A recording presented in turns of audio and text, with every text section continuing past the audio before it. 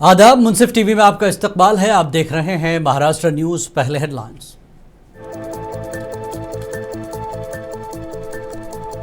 Emergency के दौरान कांग्रेस ने जमहूरियत को कैद किया, मीडिया की आजादी छीन ली, वजीर आजम मोदी ने लगाया इल्जाम।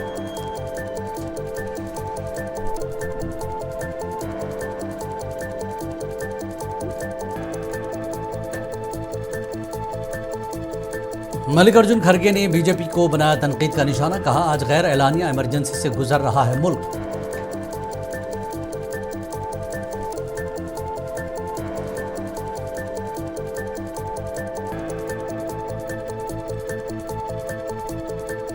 इमरजेंसी के 50 साल की तकमील पर गवर्नर की रिहायशगाह पर मुनक्किद किया गया एक प्रोग्राम।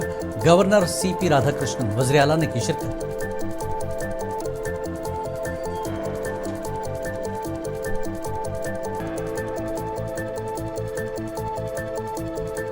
पचास साल पहले मुल्क में जमहूरियत को खत्म करने की कोशिश की गई, वज़ीर आला देवेंद्र फडणवीस का बयान।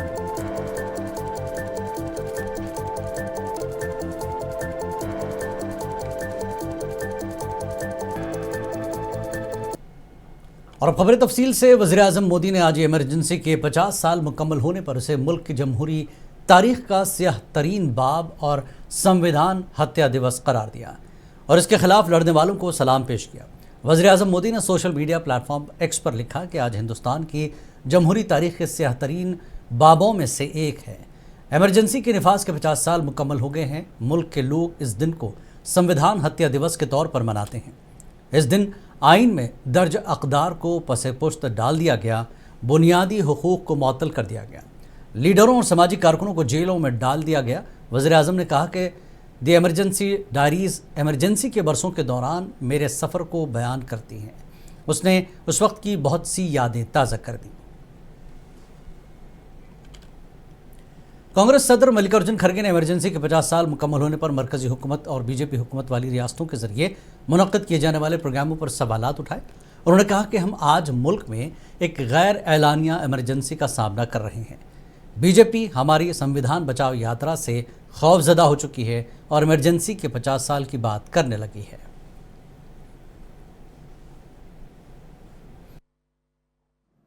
आज उनको बुद्धि भगवान ने दी, ये कहूं क्या जनता ने दी, ये कहूं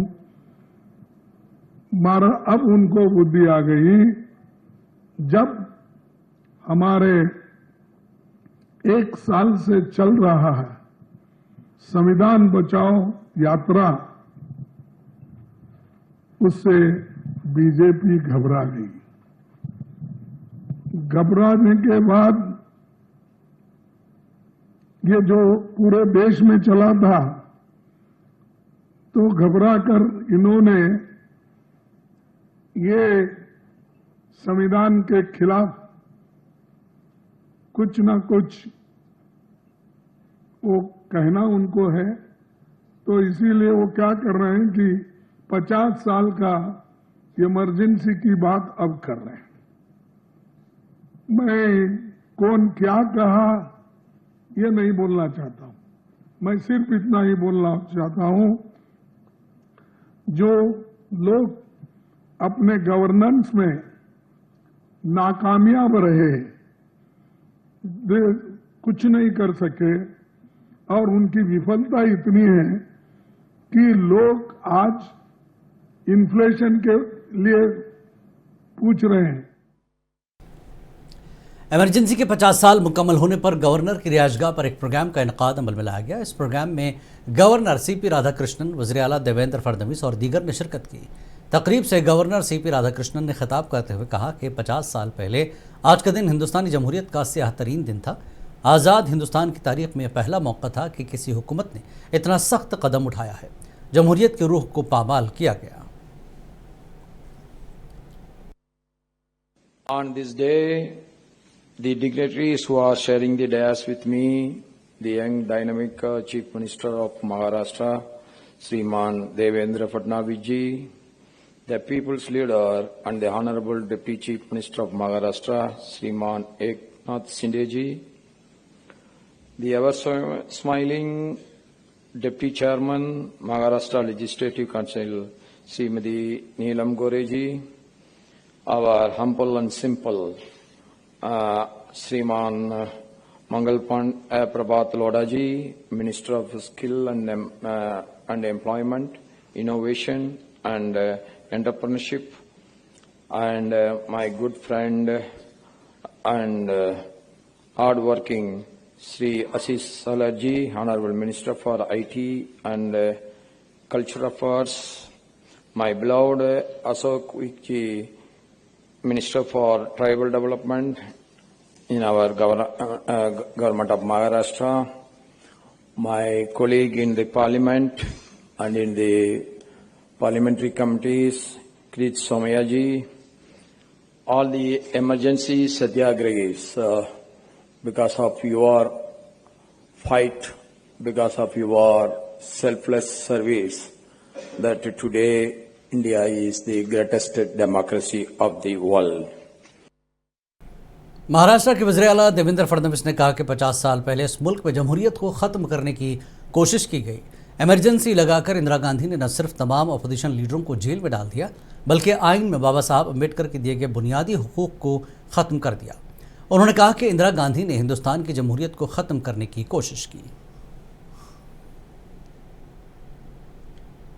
देखिए, 50 साल पहले इस देश में लोकतंत्र को समाप्त करने का प्रयास हुआ था। स्वर्गीय श्रीमती इंदिरा जी ने न केवल इमरजेंसी लगाकर सारे विपक्ष के लोगों को जेल में डाला था, बल्कि भारतीय संविधान को इस प्रकार से बदला था कि भारत रत्न डॉक्टर बाबा साहेब अम्बेडकर जी जो ये कहते थे कि संविधान में फंडामेंटल राइट्स ये मेरे लिए सबसे महत्वपूर्ण है, उनको समाप्त करके डायरेक्टिव प्रिंसिपल को उनकी जगह दी गई थी। और जो प्रधानमंत्री का पद है और प्रधानमंत्री का जो चुनाव है उसको किसी भी न्यायालय के परव्यू के बाहर निकाल दिया गया था और न्यायालय को, सर्वोच्च न्यायालय को संसद के अधीन लाने का प्रयास संविधान को बदलकर किया गया था। तो भारत की लोकतंत्र को समाप्त करने का काम 50 साल पहले स्वर्गीय श्रीमती इंदिरा जी ने किया था, लेकिन भारत के लोकतंत्र संग्राम सेनानियों ने जयप्रकाश नारायण जी, अटल बिहारी वाजपेयी जी, जॉर्ज फर्नांडिस जी, मोरारजी भाई देसाई, लाल कृष्ण आडवाणी जी, इनके जैसे बड़े नेताओं ने मिलकर एक ऐसी लड़ाई लड़ी कि जिसके कारण भारत का संविधान बचा और भारत का लोकतंत्र।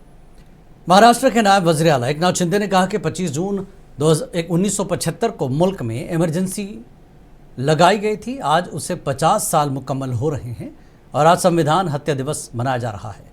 उन्होंने कहा कि जब लोग इमरजेंसी के खिलाफ सड़कों पर निकले तो उन्हें जेल में डाल दिया गया था।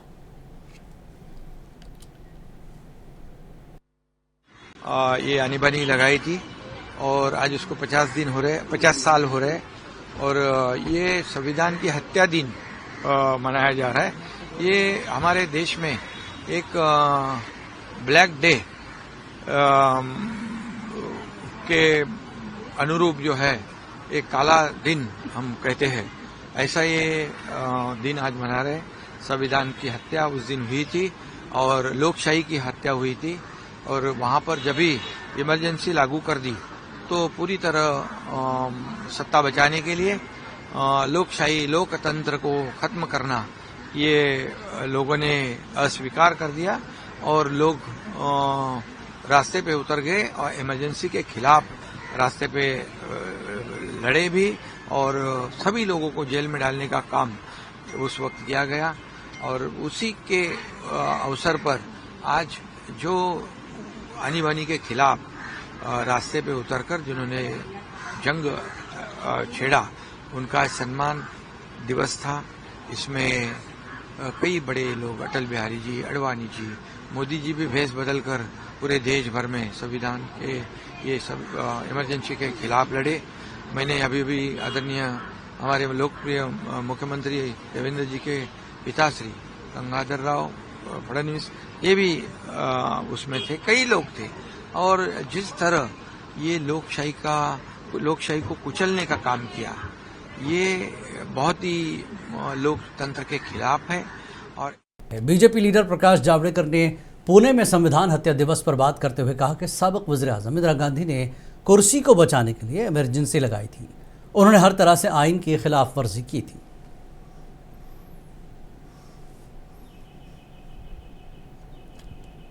Emergency in 75 is not just a black chapter. The emergency was brought not because of real emergency. It was brought because of to save the chair of Indira Gandhi, who was the Prime Minister, who was unseated by Allahabad High Court. So this was the reality. And then they broke the constitution created by Dr. Babasaheb Ambedkar in every way. They forfeited all the freedoms given by the constitution of the citizens. They put up censors in every newspaper, and there was nobody was allowed to relay any real stories. So this was the case that time, and with the amendment of 39, they took away all the rights of courts also, and 42 amendment. Both rights forfeited all rights of court to hear the petition against Prime Minister. At the same time, they even said and defended that yes, if under the MISA under which we were imprisoned, it was no right to habeas corpus. So you cannot appeal for the reasons why we have been arrested. And therefore, it was the worst clear period. 150 years of struggle brought us freedom, and this freedom was forfeited by Congress within 1 second just because of personal gain and to save the chair of Prime Minister. और Shiv Sena UBT के रुकने parliament Sanjay Raut ने कहा कि आइन का मुकम्मल एहतराम करते हुए साबिक वज़ीर-ए-आज़म इंदिरा गांधी ने उस वक्त इमरजेंसी नाफिज की थी। जमहूरियत में इमरजेंसी को आइनी हैसियत हासिल है, इसे संविधान हत्या दिवस नहीं मना सकते। उन्होंने कहा कि इंदिरा गांधी जोड़ तोड़ और पैसे का इस्तेमाल करके इंतखाबात जीत सकती थी, लेकिन इंदिरा गांधी ने ऐसा नहीं किया था। ये व्यवस्था है हमारे संविधान में, जब देश की अंतर्गत सुरक्षा को बाहरी शक्ति से या अंदरी शक्ति से कोई धोखा उत्पन्न होता है, हाँ, कोई अराजकता फैलाना चाहते हैं, तो प्रधानमंत्री राष्ट्रपति की मंजूरी से आपातकाल लगा सकते हैं। ये संविधान में दिया हुआ अधिकार है किसी भी सरकार को, और इंदिरा गांधी ने संविधान का पूरा सम्मान करते हुए ये उस वक्त आपातकाल लगाया था। ये इंदिरा गांधी थी जिसने लोगों को सामने आकर कहा कि मैं आपत्ति सुधर जाएगी तब ये आपातकाल में पीछे ले लूँगी, और इंदिरा गांधी ने आपातकाल पीछे लिया और चुनाव को भी तुरंत, वो 22 महीने के बाद चुनाव को भी सामने गई इंदिरा गांधी। ये लोकतंत्र है, किसी भी लोकतंत्र में आपातकाल को एक संवैधानिक मान्यता है, तो आप उसे संवैधानिक हत्या दिन या लोकशाही विरोधी दिन नहीं मान सकते, नहीं मान सकते आप। चुनाव इंदिरा गांधी ने हेरा फेरी करके चुनाव जीत सकती थी उस वक्त भी, जो आज हो रहा है, लेकिन आपातकाल के बाद इंदिरा गांधी चुनाव का ऐलान किया, इंदिरा गांधी चुनाव हार गई, खुद इंदिरा गांधी चुनाव हार गई, उनकी पार्टी हार गई, इंदिरा गांधी ने वो स्वीकार कर लिया। आज ऐसा हो रहा है क्या? महाराष्ट्र के कांग्रेस लीडर विजय वडेट्टीवार ने बीजेपी की जानिब से आज संविधान हत्या दिवस मनाने की मजम्मत की। उन्होंने उत्तर प्रदेश के वज़ीर आला और बीजेपी को तनकीद का निशाना बनाया।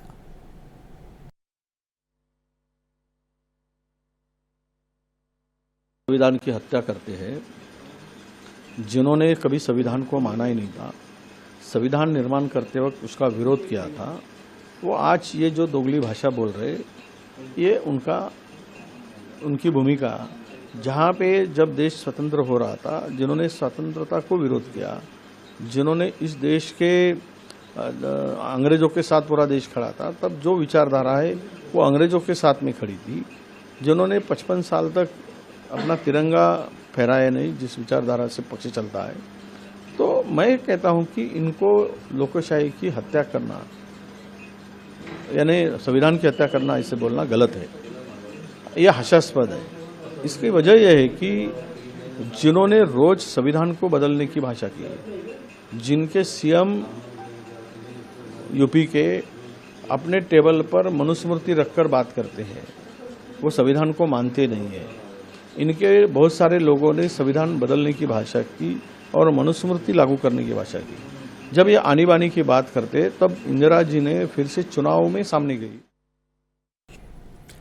महाराष्ट्र के नायब वज़ीर आला अजित पवार के साथ अपोजिशन लीडरों की एक अहम मीटिंग हुई, जिसमें लाउड स्पीकर के मामले पर तबादला ख्याल किया गया।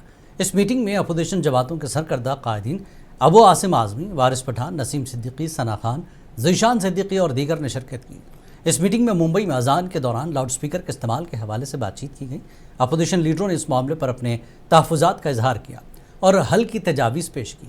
नायब वज़ीर आला अजित पवार ने अपोजिशन लीडरों के मसाइल की समाअत की और इस मसले को हल करने का यकीन दिलाया।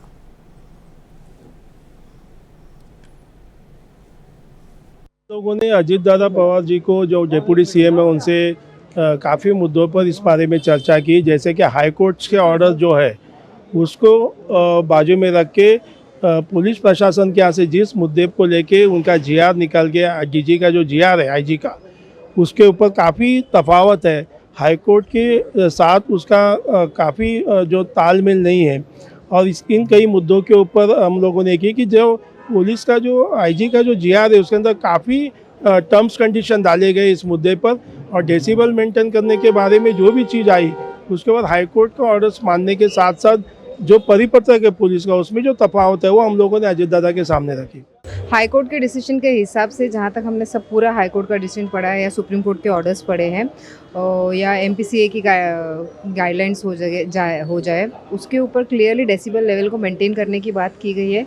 और हमारे इधर जितने भी डेलीगेशंस आए थे उनका हमेशा से यही कहना है कि हम हाई कोर्ट के रूल को, हाई कोर्ट के ऑर्डर्स को फॉलो करते हैं, लेकिन उसके अलावा हाई कोर्ट के ऑर्डर्स के परे जो चीज़ें हमारे साथ हो रही है, जो भोंगे के ऊपर आवाज़ उठाई जा रही है या मस्जिद मदरसे दरगाह के पेपर्स मांगे जा रहे हैं, तो वो हाई कोर्ट के ऑर्डर में कहीं नहीं लिखा है। तो अगर वो हो रहा है तो किस आधार पे हो रहा है उसकी जानकारी इन सभी लोगों ने मांगी। AIMIM के लीडर वारिस पठान ने मीडिया से बात करते हुए कहा कि कुल जमाती वफ्द ने, कायदीन ने लाउड स्पीकर के मामले पर नायब वज़ीर आला अजित पवार से मुलाकात की। हमने हमारे मसाइल पेश किए। नायब वज़ीर आला ने वफ्द के मसाइल की समाअत की, इन मसाइल को हल करने का यकीन दिलाया। देखिए, कुछ वक्त से मुंबई पुलिस एक नोटिफिकेशन भी निकाला था और तमाम मस्जिदों में जा जाके ये जो लाउड स्पीकर लगे जिस पे अजान दी जा रही है उसको उतरवा रहे हैं। अब किसके प्रेशर में आके कर रहे हैं, कौन करा रहा है, ये तो सबको पता है। अभी एक बीजेपी का रिटायर्ड एमपी है, उसके पास काम धंधा है नहीं, बस मस्जिदों के सामने खड़े रहता था जाके, ये डेसिबल इतना, वो डेसिबल इतना करके कंप्लेंट पे कंप्लेंट करता था। पुलिस ने आके निकालना चालू किया। फिर सुप्रीम कोर्ट बोल चुका है अजान नॉन पोल्यूशन नहीं आता अजान से, डेसिमल लेवल के ऊपर आप दे सकते हो। सब इतने वर्षों से फॉलो कर रहे थे, मगर अभी ज्यादती बढ़ती जा रही है। तो हमारा एक पूरा ऑल पार्टी डेलीगेशन जो था, तमाम मुख्तलिफ सियासत पार्टियों के जो नेता थे, आज सब हम गए। सुबह महाराष्ट्र के उप मुख्यमंत्री अजित दादा से हमने मुलाकात की। मुंबई के कमिश्नर भी थे वहां पर, डीजीपी मैडम थी। हमने सबको बताया साहब को कि देखिए सर, इतने सालों से अजान दी जा रही है लाउड स्पीकर के ऊपर, किसी को तकलीफ नहीं होती।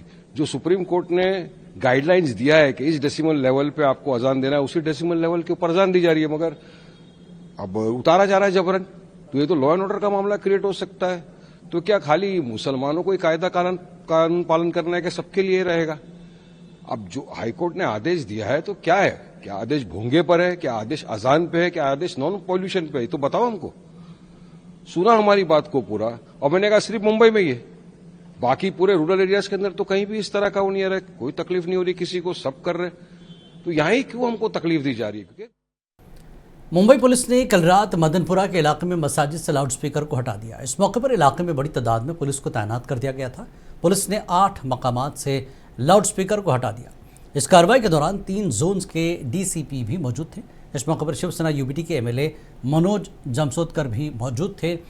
उन्होंने पुलिस की कार्रवाई पर सवाल उठाए। उन्होंने मुतालबा किया कि पुलिस इस मामले पर आवाम से बात करे और उनके तहफ़्फ़ुज़ात दूर करे। हम लोग बोले कि भाई ये सब बात है तो हम क्यों ना हम सीएम से और नायब जो अजित पवार हैं उनसे हम क्यों नहीं बात करें। उनसे बात करके इस मसले का हल निकालने की कोशिश करेंगे। तो हम लोगों ने फडणवीस वाली बात आई तो ये हुआ कि नहीं, पहले अजीत दादा पवार से मिलो, और ये हुआ ठीक है। अजीत दादा पवार से वक्त लेने की बात की गई तो अजीत दादा पवार का बारामती में उनका इलेक्शन चल रहा था, कोई शुगर मिल का, तो वो मामला एक आध दिन 2 दिन चल रहा था। हम लोगों ने कमिश्नर से, डीसीपी से ये वो टाइम ले लिया कि हम जो 5-6 दिन में ये जब आ जाते हैं तो हम उसके बाद उनसे वार्तालाप जो भी होगी, उनसे जो भी बात होगी वो बात करने के बाद अगर मामला ये निकला हटाना है तो हम हटा लेंगे, और मामला ये नहीं निकला हटाने वाला और डिसेबल वाला मामला है तो हम वैसा करेंगे। 4 मुद्दे लेके अजीत दादा के पास में आज गए थे। पहली बात तो ये कि हाईकोर्ट के जो दोनों ऑर्डर है, अभी लेटेस्ट जो जागो नेहरू नगर वाला ऑर्डर है, उसमें डेसिबल मेंटेन करने के बारे में बोला गया, और उससे पहले विजय बेडेकर का जजमेंट है, इसमें सारी गाइडलाइंस है, उसमें भी डेसिबल मेंटेन करने के बारे में बोला गया। लेकिन हम लोगों ने दो अहम चीज़ों को चैलेंज किए यहाँ पर। चैलेंज ऐसा है कि अगर आप लाउड स्पीकर के लिए एप्लीकेशन दे रहे तो आपको 16/10 का एक बॉक्स का एप्लीकेशन अप्रूवल आ रहा है कि आप उसका पैसा भरिए और वो लगाइए। तो हमारा मानना ये है कि हमको अगर लाउड स्पीकर है तो हमको लाउड स्पीकर का परमिशन मिलना चाहिए। और नांदेड़ जिले के देगलूर में किसानों को फी तौर पर क्रैप लोन मंजूर करने का मुतालबा करते हुए एसबीआई बैंक के सामने शिवसेना उद्धव ठाकरे ग्रुप की जानिब से एहतजाज किया गया। इस मौके पर नायब सदर जिला शिवसेना उद्धव ठाकरे ग्रुप महेश पटेल ने कहा कि अप्रैल माह से ही मुसलसल तूफानी बारिश, ज़ालाबारी की वजह से किसानों की बागाती फसल और गरमाई की फसलों को काफ़ी नुकसान पहुंचा। किसानों की माशी हालत ख़राब हुई है। अब तक फसल बीमा स्कीम और क्रॉप इंश्योरेंस की रकम हासिल नहीं हुई। बैंक भी किसानों को क्रॉप लोन फराहम नहीं कर रहे हैं, जिसके बायस किसानों में इंतहाई तशवीश और बेचैनी पाई जाती है। उन्होंने फौरी तौर पर क्रॉप लोन मंजूर करने का मुतालबा किया। मानसून कौमी दारकूमत दिल्ली के अलावा पूरे मुल्क में पहुंच चुका है। मानसून के असर की वजह से पंजाब, उत्तराखंड और उत्तर प्रदेश समेत 16 रियासतों में मूसलाधार बारिश हो रही है। गुजरात के शहर सूरत में पीर से मंगल की सुबह तक 100 मिलीमीटर से ज़्यादा बारिश हुई और पूरा शहर नदी में तब्दील हो गया। आइंदा 7 दिनों के दौरान मुल्क के वस्ती मशरक़ी, शिमाली मशरक़ी हिस्सों के अलावा शिमाल मगरिब में मूसलाधार से बहुत ज़्यादा बारिशों का इम्कान है। महकमा मौसमियात ने मुख्तलिफ रियासतों के लिए येलो कार्ड जारी कर दिया है। हिंदुस्तानी महकमा मौसमियात ने कहा कि मंगल को मानसून हरियाणा और चंडीगढ़ में भी दस्तक देगी। साथ ही शिमाली बहर अरब के बाकी हिस्से, मगरबी उत्तर प्रदेश और पंजाब के कुछ और हिस्से, हिमाचल प्रदेश और जम्मू के बाकी हिस्से भी मानसून की लपेट में आ चुके हैं। महाराष्ट्र न्यूज़ में फिलहाल इतना ही। आदाब।